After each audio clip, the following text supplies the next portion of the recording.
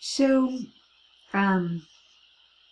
this problem's not a river problem, but I want to talk a little bit about, because you probably will find one somewhere at some point. A river problem works, or an airplane problem will be the same way.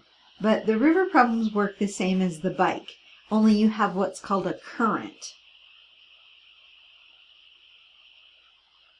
And so when you're going with the current, say the river's going this way, and you're on a boat, and you're going with the current, so with current. And we call that downstream, by the way. So if you're going downstream, then you take the rate of the boat plus the rate of the current. But if you've got the river coming at you and you're trying to go upstream, so you're sailing or paddling, I guess. If you're trying to go this way, then we say you're going against the current.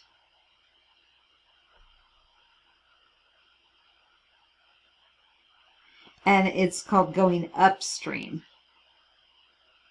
And then that's going to be the rate of the boat minus the rate of the current. Okay, so similar to the bike in the last problem, with the wind, a headwind, and against the wind, or against the wind with a headwind, and with the wind, a tailwind. Okay, I just wanted to throw that in there to help you with a river problem if you come across one. Okay, so now we're going to do example 7, which is a little bit different. It's still a motion problem. Dennis went cross-country skiing for 6 hours on Saturday. He skied up the hill, so he's going up the hill, and then back down the hill. Okay, 20 miles. So he skied 20 miles uphill and then 20 miles back downhill, returning to his starting point. His uphill speed was 5 miles an hour slower than his downhill speed. What was Dennis's speed going uphill and his speed going downhill? Okay, so we set up the chart.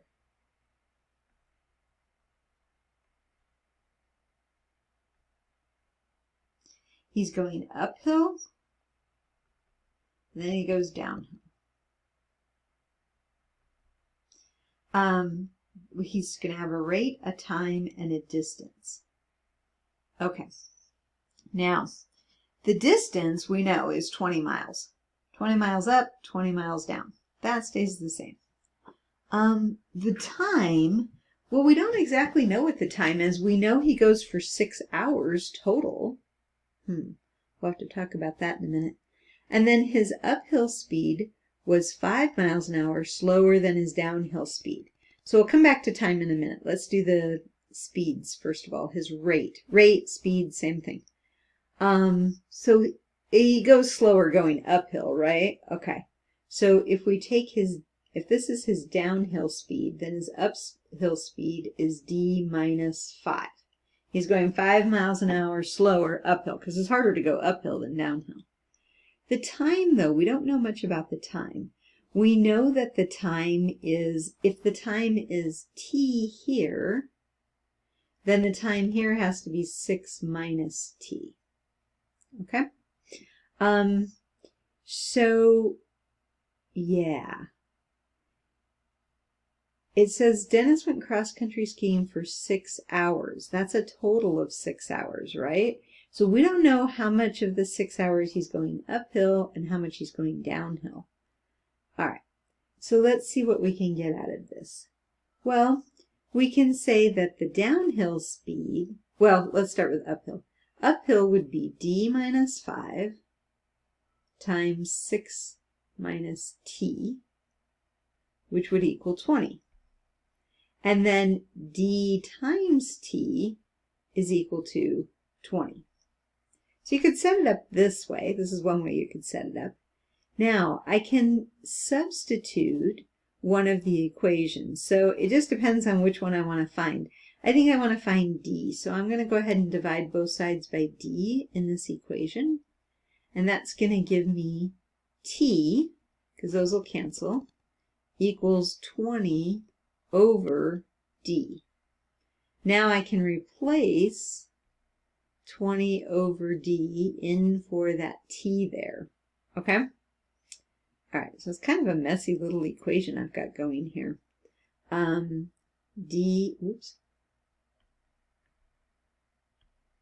D minus 5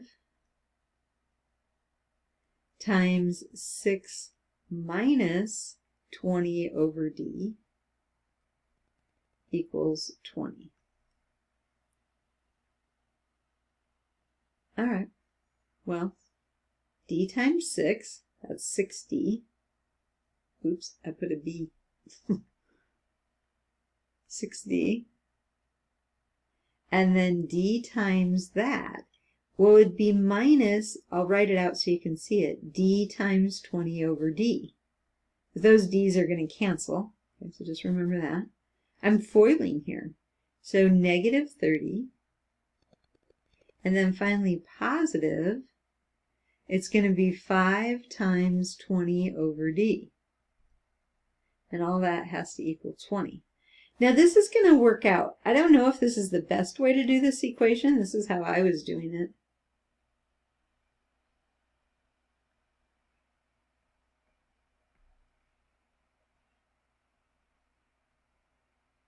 That's how you would multiply. You'd make it like 5 over 1 and you'd have to multiply that. Okay, so that was a d down there. Okay. So that's my equation. Well, I have that little rational expression. There's some things I can do to make it a little bit better. I can write 6d minus 50 plus 100 over d equals 20. I can add the 50 to both sides. I'm kind of postponing the inevitable here, but I can do this work. It'll make the equation look a little nicer. So 6d plus 100 over d equals 70. Well, I'm going to have to get that d out of the denominator. So I'm going to multiply the whole equation, both sides, by d. Now when I do that, I'm going to get 6d squared, but that doesn't scare us because we've done quadratic equations, plus 100 equals 70d. Okay, so I'm distributing here, here, and way over here. Okay, that's a quadratic equation. I'm going to write it as 6d squared minus 70d, so bring the 70d, that's hard to say, plus 100 equals 0. So setting it to 0, all of those are divisible by 2, so I'm going to go ahead and divide everything by 2, or factor out of 2, I can say that. 3d squared minus 35d plus 50 equals 100. Okay, so what's 3 times 50? I'm thinking AC method now. So 3 times 50 is 150. I need them to multiply, two numbers that multiply to be 150 and add to be negative 35. So they're both going to have to be negative. 30 and 5 does it, I think. Negative 30 and negative 5. Yeah, negative 30 times negative 5 is positive 150, and if you add them together, you get negative 35. All right, so here we go with the AC method, continuing. 3d squared minus 30d minus 5d plus 50 equals 0. This is a long problem. All right, now factor out the 3. Oops, I didn't draw my dotted line. There's my dotted line. All right. Factor out the common factor, 3d, d minus 10. Factor out the common factor, negative 5, d minus 10. It's looking good. Just some writing. And so we get two binomials. One of them is d minus 10. And the other one is 3d minus 5. Okay, so maybe d is 10. Maybe downhill he goes 10 miles an hour.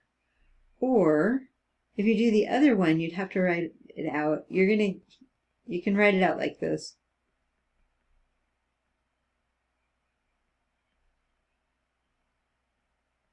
Or maybe he goes 5/3 miles an hour, so 1.666 miles an hour downhill. Now, We can go way back up to the beginning here and see what happens on this problem. So way back here, his uphill speed is 5 miles an hour slower. So can I really have him have a downhill speed of like 1.6? No, because then he's going backwards when he's going uphill. So that won't work. So he's got to be going 10 miles an hour downhill. So 10 miles an hour downhill. And then 5 miles an hour slower, so going uphill. So 5 miles an hour uphill. That was kind of a tricky problem. I'm sure there's another example in the book, but there you go.